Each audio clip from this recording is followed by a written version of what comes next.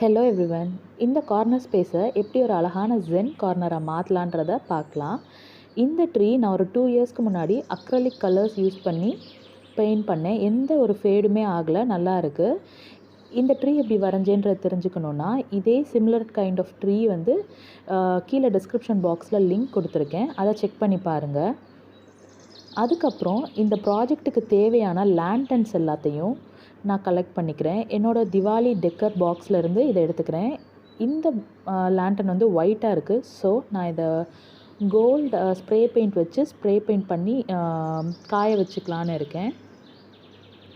Spray paint பண்ணுறப்போ open ஸ்பேஸில் இந்த மாதிரி பாக்ஸில் வச்சு நீங்கள் ஸ்ப்ரே பெயிண்ட் பண்ணிங்கன்னா உங்களுக்கு சஃபகேஷன் இல்லாமையும் அட் தி சேம் டைம் வெளியில் எதுவும் ஸ்ப்ரே வந்து ஸ்பில் ஆகாமையும் இருக்கும்.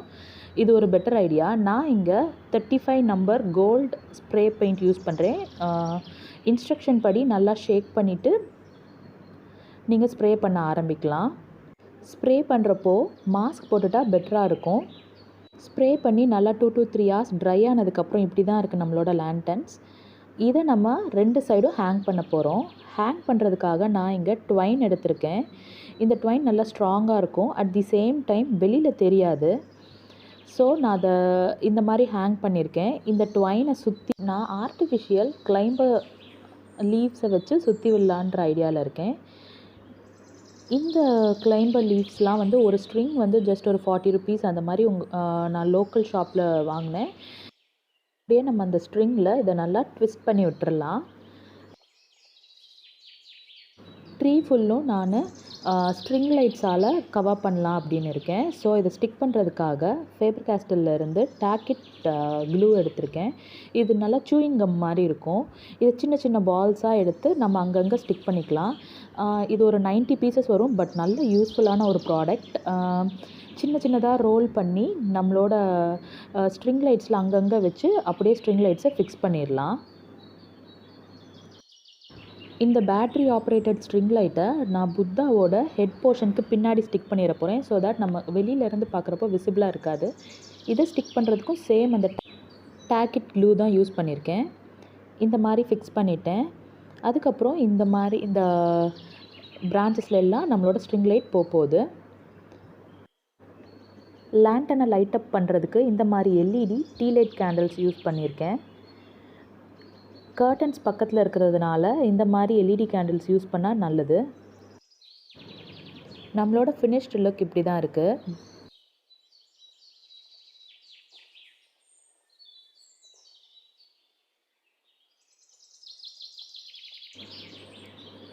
இந்த லேண்டனை ஹேங் பண்ண ஸ்ட்ரிங்கும் வந்து பெருசாக எக்ஸ்போஸ் ஆகலை.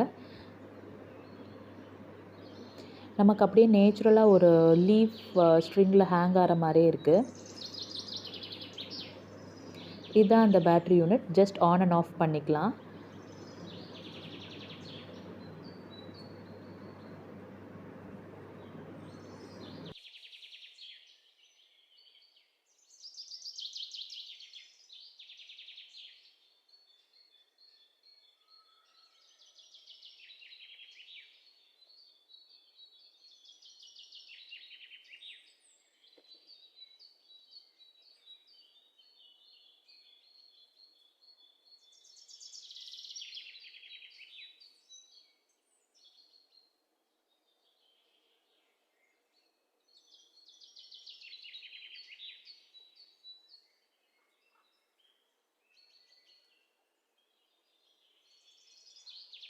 நம்ம ஸ்ப்ரே பெயிண்ட் பண்ண லேண்டன் எவ்வளோ ஈவன் ஃபினிஷாக இருக்குதுன்னு பாருங்கள்.